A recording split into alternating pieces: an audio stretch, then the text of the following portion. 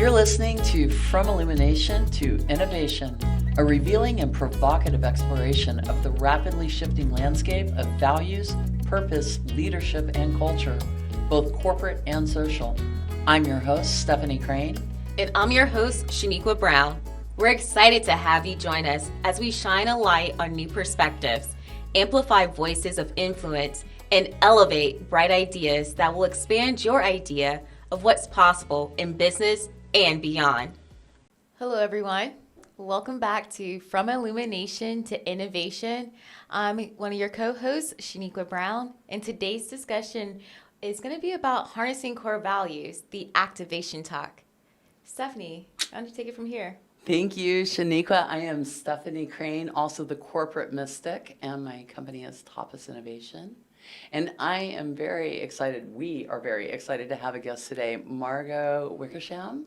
And Shaniqua and I met her, we were apparently wearing matching outfits, which made us easy to identify, but we met Margo at Austin Startup Week, and both of us had, I think, independent, separate, and fascinating conversations with Margo. So we agreed immediately we wanted her on our show. So Margo, welcome, and tell us a little bit more about who you are and what you do. Well, thanks so much for having me. I think one of the things that was interesting about Austin Startup Week is the rich tapestry of people, backgrounds, talents, and also phases of life. Like, you have a sense about startups are 27-year-old males, right? And there were some of those, but there was just this wide variety, lots of women, there were people of all ages, and I love that. So I felt like that was a far more interesting and diverse experience than I was expecting.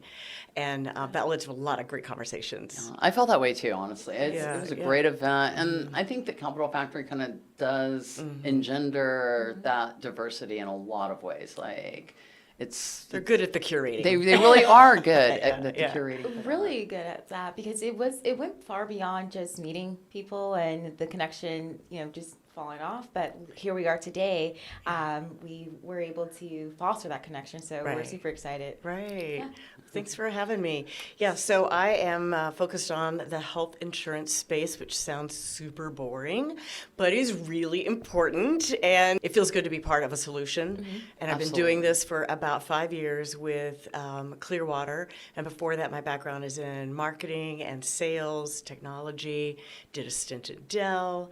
I have been a remodeling contractor, and more recently I wrote a book, and which is available on Amazon. What's it called? Kindle or hardback. No, not hardback, softback. It's Gratitude in the Storm When Not Dying is Enough to Keep Fighting. Wow, that sounds powerful, and we will definitely have to get that on our book list immediately. Like, It's a quick read, and it is. As an eternal optimist, I was brought to my knees with my battle with cancer in 2020 during quarantine. So no one could come to the hospital with me, and I was in there for days and nights on end. It was really depressing and really upsetting, and the cancer was life-threatening. So that was a lot. Yeah. And then life kept delivering blows, and I really got to the point where really I just don't. Like, I can get up a lot of times, but I really can't get up one more time. And I feel like most of us can relate to that, and how I realized that you don't need to feel empowered and strong to keep going.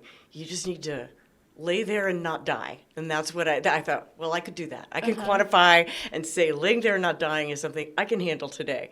Anyway, it's meant to be inspiring, funny, make you cry, make you laugh. Yeah, well, and it's also, honestly, like, when we think about how reactive we often feel like we have to be, and then there's something about recognizing that stillness is what will heal you. And I think, and I'm gonna use this as possibly an awkward segue into our topic. Perhaps during that time period, you had some time to evaluate your own personal values and what was really important to you during those moments. I'm wondering if you could we could start this conversation with that. 100%. And I would say that's not an awkward segue, because in fact, that's how I got through the next few moments at that moment in time, and then later through days and and so on. And that was what's most important to me. And for me, it's the love of the people in my life, my family. I have now grown kids, and they lost their father when they were in middle school, and it was horrible. It was horrible.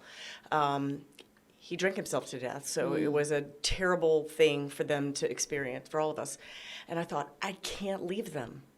I need to be, I can't put them through that. So I've got to be here for them. So it was just out of a sense of love and duty and relationship to my kids and my husband, and then eventually I broadened that circle out to include the friends and other people.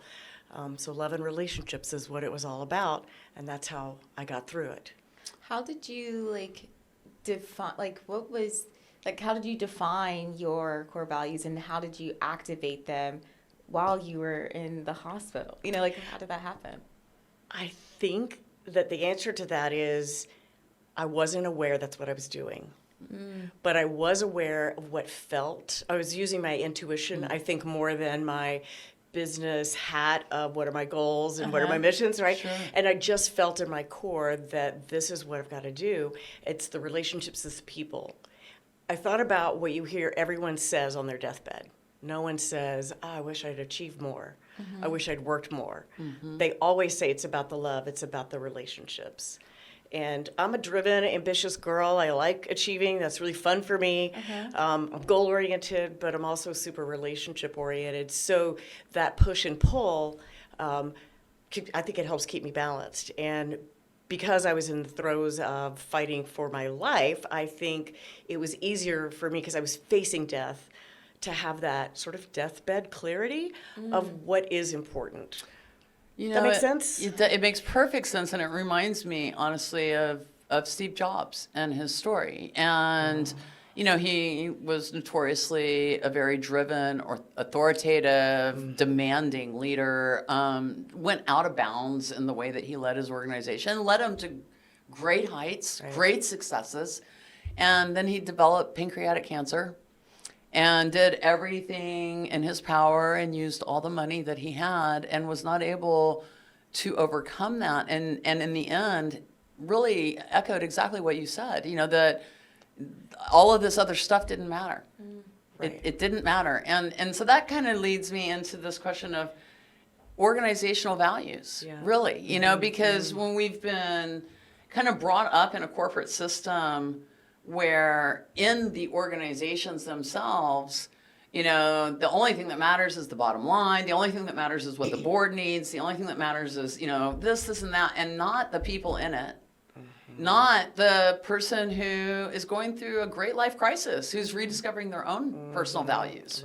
Right? And when we hear from, I think, people like Steve Jobs, who we've sort of all kind of put up there on a pedestal of an iconic leader, an iconic corporate leader, but at the end, when it really mattered, the things that were most important were not his greatest successes. Exactly. And I think one of the things that points to is we maybe are more in touch with our core values during stress or during when we're really fighting. And so I'm thinking, what is it about going through a shared difficulty, hardship, emergencies that bonds people together, that you have that clarity of values, which is, let's help each other. That's what we do. But then when we step back and we get wrapped up in every quarter makes a difference, my value is to the shareholder, and that makes it really hard to stay focused on, well, where's the warm fuzzy? Where's the part that feels like I'm a human being interacting with human beings? And especially in the business sense of things. So I feel like then you add on top of that, if you're in the world I'm in with health insurance, you've got a lot of, you have about to be only 4 large insurance companies rather than 5, because Humana and Cigna are about to reduce the number of large companies out there, I know. But that just makes my head hurt. I know. Okay, I'm like, it's not activating my core values for sure. No, but go on. But in that space, and we look at how a company like Humana's stock price has gone up 3,000% since the ACA launched, and that 2/3 of bankruptcies are from medical bills, and Yeah. most of those people had insurance, then this is not a scenario that feels good to anybody. And when we look at, well, what role do employers have in directing health insurance and plans and all of that, you could argue why we have that set up. I don't know why we do, but we do. That's where we are now. You know, it's interesting. You're bringing up something that's literally very personal for me right now. I just had a family experience where one of our younger family members avoided going to the hospital. They have a great job. They have great insurance, and they almost died because they have been conditioned Right. that the cost is too much. They can't lose time on work. They can't be missing. If they miss, they're going to lose their important job. And really, honestly, like, it came down to hours, and they're still recovering right now. And it was so upsetting to me. Like, I could not wrap I was just like, God, if you die, you can't like blow those bills off. I mean, No. like, if you live, you can choose to blow your bills off or set up a payment plan or pay them again. But if you die, that choice is gone. And the fact that somebody would sort of put that value system in place out of conditioning, it was really upsetting to me. I can see how it would be, and you're right, that is out of conditioning. And it's difficult in the employer-employee relationship because we know that we have to respect the employer. They're who, as I say to my kids, if they can give you a good or bad grade, if they can hire or fire you, then you need to pay attention to what they're doing and what they're asking you to do. But therein lies a lot of gray area. And I think that is where the gray area is where we lose our sense of mission and purpose. And we wander off the reservation like your family member did, where, like, if she or he stood back and looked at that, you would think, well, that's insane. Why did I wait so long? Nothing gets better health-wise with time. Right. Oh, no. You know, I like to say, if you see something, feel something, see something, hear something, anything, go right away. I was Go right saying, away. we live in Austin, which we have a lot of entrepreneurs and tech startups, and going to hear a pitch, everyone wants to change the world. Right. And then you think about, well, what kind of benefits are you giving your employees? What kind of lives are your employees living? You had a wonderful job, good paying job, a great benefits, but was in fear to use their benefits, because of maybe the cost, or fear that it would require that they would take more time off. So how can we really say we're changing the world if we're not even valuing our employees that are helping us achieve that goal? And one thing this summer we had in Texas, anybody who was around Texas this summer and is still alive and didn't fry to death, raise your hand and pat yourself on the back. But in Texas this summer, we had many, months almost of days, 105 plus. It reached up to 115 degrees. So I saw reported on the news that men, specifically this summer we had more emergency ER visits and heat-related deaths with men between the ages of 35 and 55 because they were just pushing through. Most of them were working in the heat, and they were just pushing through because of, again, conditioning. Like that we have been so conditioned to devalue our own health, for the greater good of the job. And again, it's like looking at the purpose of the job that you're working for. Is it worth your life? Right. It might be. I mean, there are some jobs that Yeah. people give their lives for, and Right. there's a value system in place there. Right. But is every average corporate office cubicle job, Or construction labor job? construction labor job, or any to the degree that the employer holds that much power over the individual. I think what you were talking about earlier. It's like, yeah, they can give you the grade, they have this. But it's like they really control your actual health, your actual well-being in many, many ways. And I think that system is out of balance in that way. I think that's a really good point. And you're also underscoring that men are conditioned just socially, at least in Western culture, to be stoic. Yes. And that's a whole nother 55 or so topics. So there's a whole lot of topics there. But I'm recalling a study I read about when I was working for an ad agency that was focused on emerging technologies in the pharmaceutical space. And so this was a sunscreen. This is going back 20 years. And men get skin cancer more often than women and they die from it more often because they wait. They feel like asking or letting somebody help them is a sign of weakness. Now, it's not really each individual's problem or they're not the cause of that. That's the conditioning that you're talking about. Sure. And I guess where we have agency individually is choosing to have awareness of the conditioning and then choosing what we want to do about that. And I think a lot of employers do not intend for their workers to choose to be unhealthy over taking care of themselves. So it's part of that. We have to understand our own boundaries physically, mentally, emotionally, so that we can expect others to and enforce it. Well, workaholism and overworking is a trauma response, right? Like it's really been like linked back to, people who are going to work like 60 and 70 hours a week and really they're avoiding emotional, they're really not processing emotions. And in our corporate society and the way that so you might care greatly about your employees, but you are a workaholic. And you're the leader of that company. Leadership drives culture. Right. Culture is going to drive your brand, right? And if you are a workaholic, well, you're going to set that culture of workaholism right out of the gate because who's not going to do what the boss does, right? The boss is, and if you're a boss who takes care of yourself, if you're a boss who sets boundaries and structures time, delegates properly, creates trust, well, you're going to create that culture as well. The opportunity is there, but I think a lot of times we have people that are in leadership that, really haven't had the ability or the capacity to recognize how much of their own trauma they're projecting into their environment. And then we get toxic companies. I say all the time, like, nobody ever wakes up and says, God, I want to start a toxic company today. So much. So much. Like, this is my dream. My lifelong goal. Right. It's on my heart. I can think of like 6 guys, okay, but we're not going to talk about them today, okay? But Let's talk about 6. Oh my God. No, I think you're so right. And it's back to the lack of awareness. I think a lot of leaders most people, I think, have good intentions, mostly.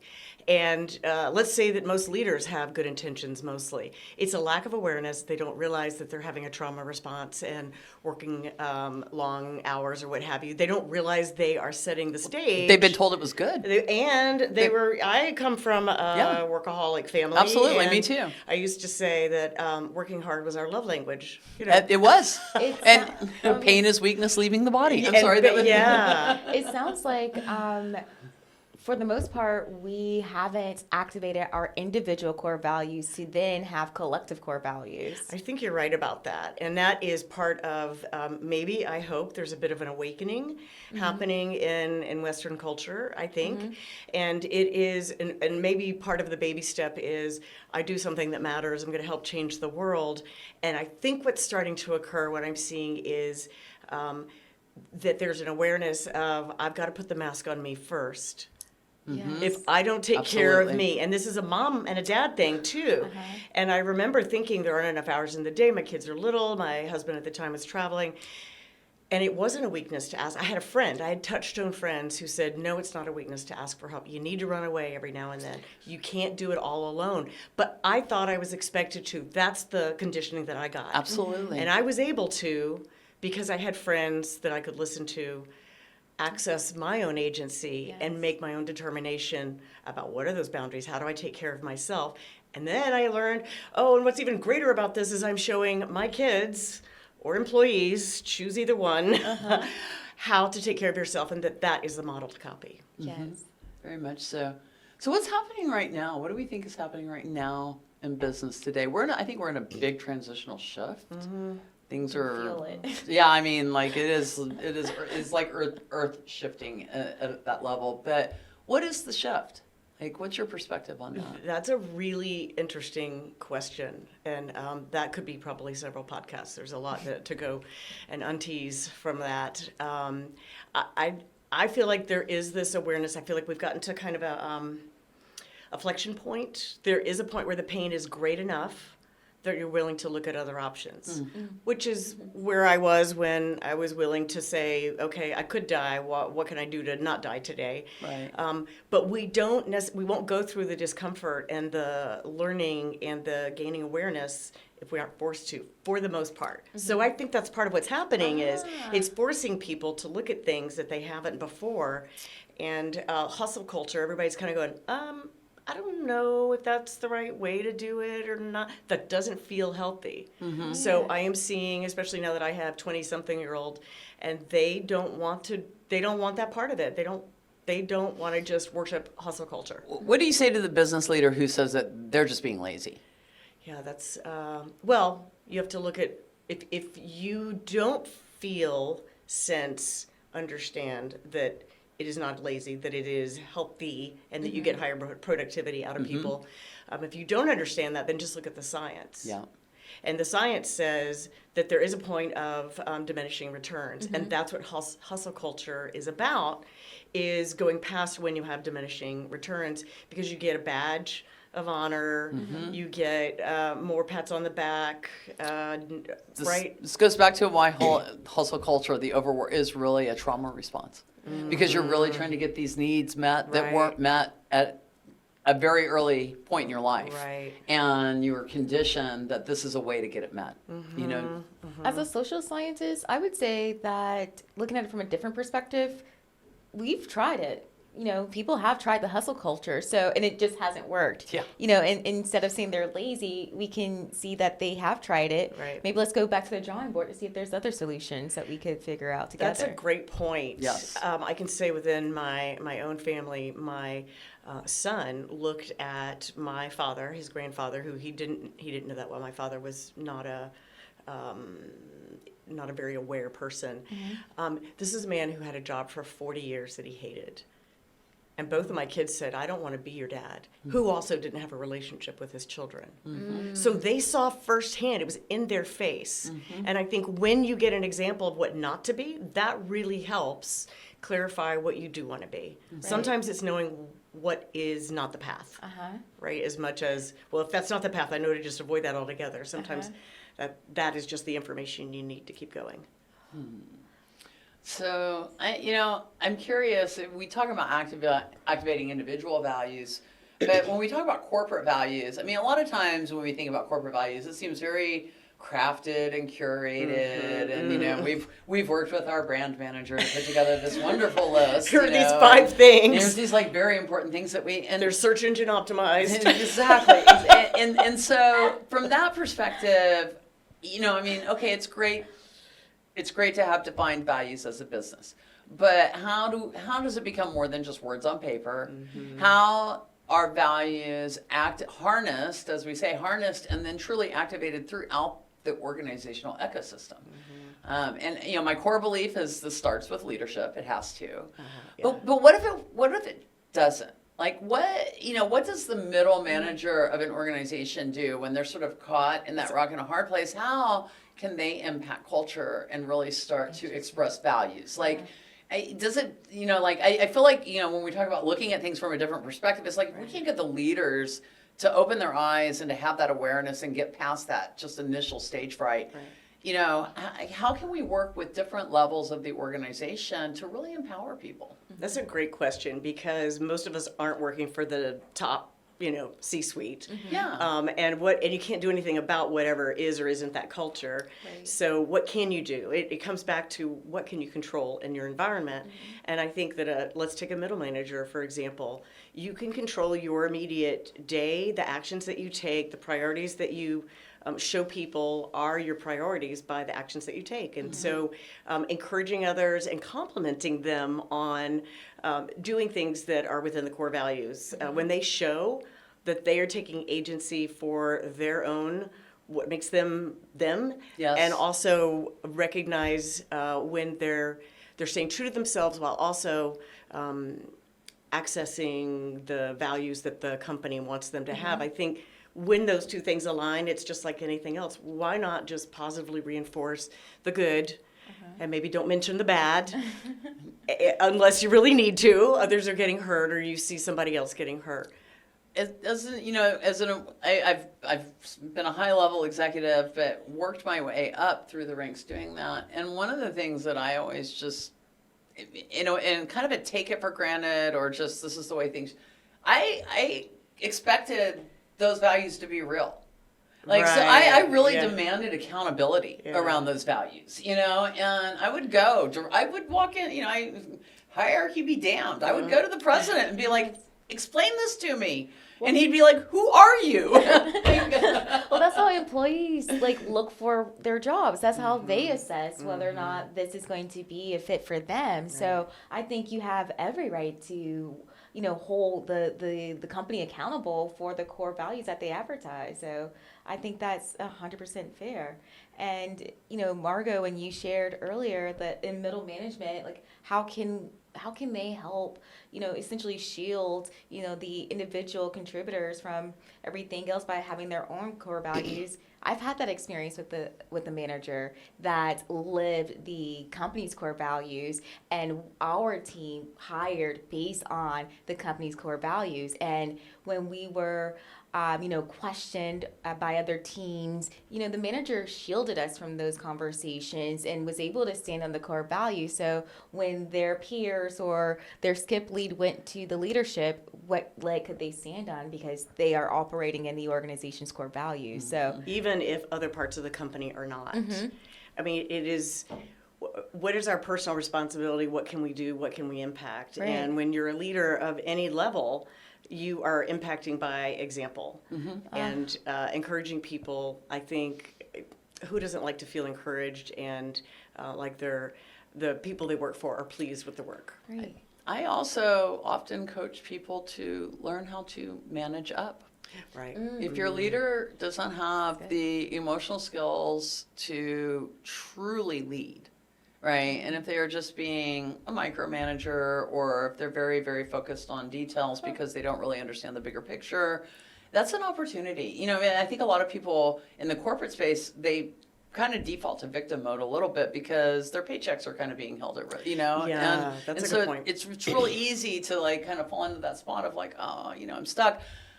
My experience has always been the minute that you think that if I do something, I'm going to get fired, then you should already assume you're fired or that you've quit that job, because it is simply a matter of time. Because if you've already got that, if you've got that heart set fear in yourself, it's just going to be a matter of time before it happens. It's just a matter of whether or not you control it or somebody else controls it. And from my perspective, I know that I'm, again, not the norm. I have never had a job when I left a job, because I always left jobs on value-based reasons. When it was not a mutually serving situation, and I was not going to be able to grow in that space, or worse, it was causing me harm, there's a cost to that. There's a cost to that. And for me, it was always very easy for me to say, I value myself more.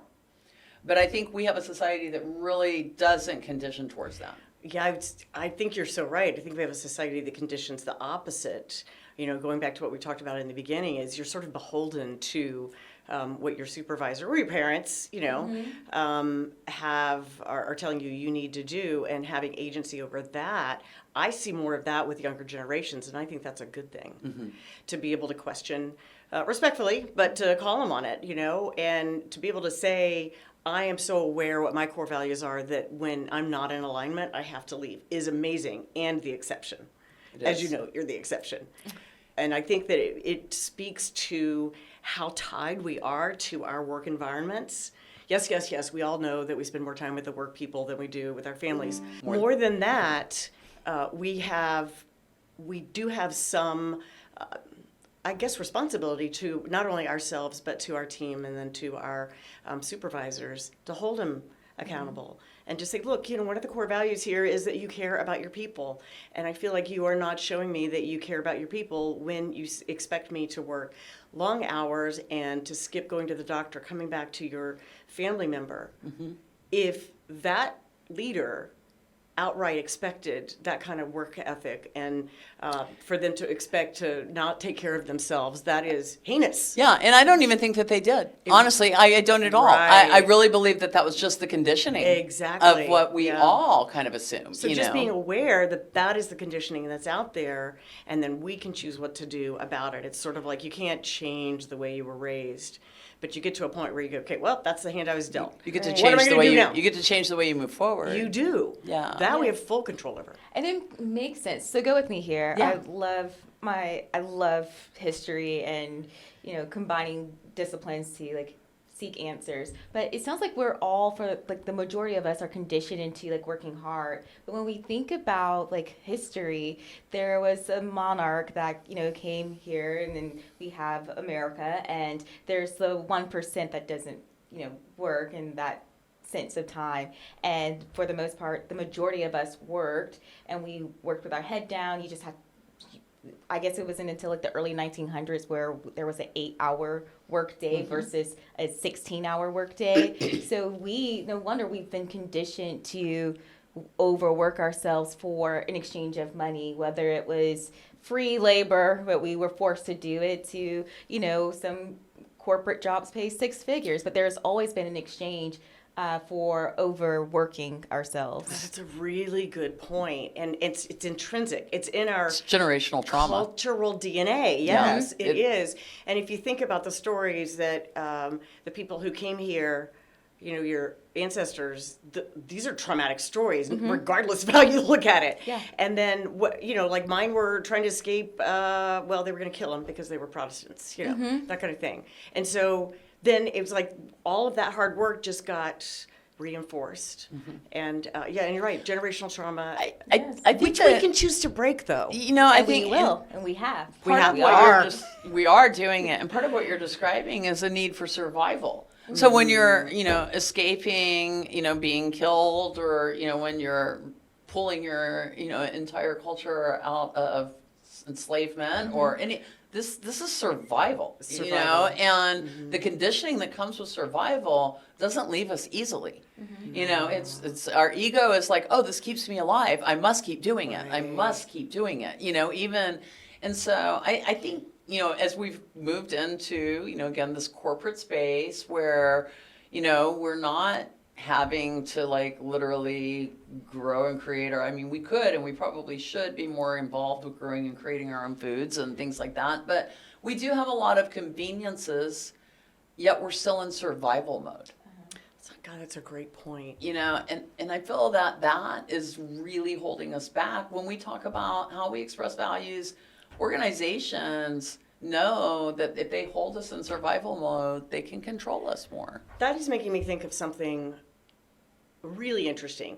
So the agents of change can sometimes be because within the culture, and sometimes they come from legislation. So I look at my peers at work today where the men get paternity leave. Oh my gosh, that is amazing. Right. I don't think, woe is me, my husband didn't get to do that because 25 years ago we didn't have it. I think, look at the gains. And I agree with that. so there are so many places where either it's coming from one source or another, but we are embracing change and balance into life. What did I read? There was a woman who, it was a woman I talked to at Austin Startup Week.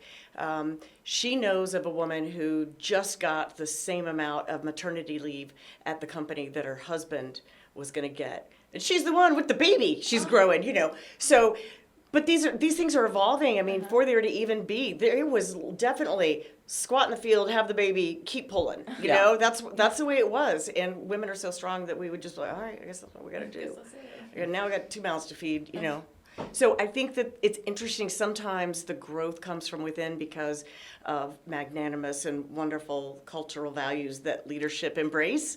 And sometimes it comes from outside of the organization as a standard. And these like the legislation and these changes raise the standard, and then that becomes the norm, and then you're a bad employer if you don't embrace Yeah. that new standard. It's true. So you talked about the long work days, also children, 8-year-olds working in factories where they locked the doors, Oh my and they worked all day. So things are improving all the time, I feel like, and sometimes it's against maybe the norm. Maybe it's like, okay, you're making me kicking and screaming as a leader. Embrace some of these new ways to show that I care for my employees. But I'm doing it, Yes. and now that becomes the new set point, and then that shows people around you. So tell me, Margo, why should businesses even care about harnessing and activating values? Like, why does it matter? Right. It matters because it affects the bottom line. So that's why if you are a business person and it is all about the profit, you need to care even if you don't care. Because churn is very expensive. So hiring, training, and losing people is very expensive. And churn is what happens when you don't have a good culture, when you say you have values that you don't live, when you have toxic expectations, when you don't take care of your people. So having the understanding that having values, benefits, everything that's going to help attract the right candidates to start with, but also keep them, is key to your bottom line. And Shaniqua and I think we maybe mentioned this in a previous show, but LinkedIn came out with a survey recently that 87% of Gen Z would leave a job to go to another job that had values that were more aligned with theirs. So when you're talking about churn, that's only going to get more churny. More churning. The churn factor is going up. It's only going up. I think that's partly the shift we're talking about, which is how much am I willing to tolerate as an employee for the values to not sync with mine, to feel undervalued. Nobody likes to feel undervalued. And we all want to feel like we matter, even if we don't. We'd like to, even if we know that this is not even a really caring thing, we want to feel like it does matter. So it matters a lot that employers look at what's important and then be there. And it's not the snacks. It's not snacks and ping pong tables, y'all. No. Well, I think that gets into that like kind of cultivated culture. Yeah. Where, if you really are truly authentically expressing your values, that culture is going to happen organically and in a really beautiful way. When you're, when you You have try to force it. Well, you're forcing Yeah. it because really what you're trying to do is hide things. In that sense, you're trying to right. cover up the brand shadow, if you will, and like the things that the brand really isn't valuing, and so you put all of these shiny objects in place as distractions. And distractions, we are a distracted society. So distractions really are losing even their impact anymore. It's like, I'm sorry, how many times can you distract me in a second with 70,000 pieces of information? It's like those distractions just simply don't work anymore. We have conveniences. We can go play ping pong. We can go get soda. It's Well, you could play it on your phone. Exactly my if you point. want, and you can have the snack delivered. So, or you could be at your home comfortably working from home and like Eating drinking your your snack favorite plate. tea. Yeah. Exactly. So Not having to sit in rush hour traffic. That sounds wonderful. For some people. right. I'm sorry, not having to be in an environment where anybody is willing to microwave tuna fish. No, I'm sorry. Thank you. This is right here. We should know. I'm sorry. I feel like that should be in everybody's culture that you don't do that. It's a value system, okay? It's a value system.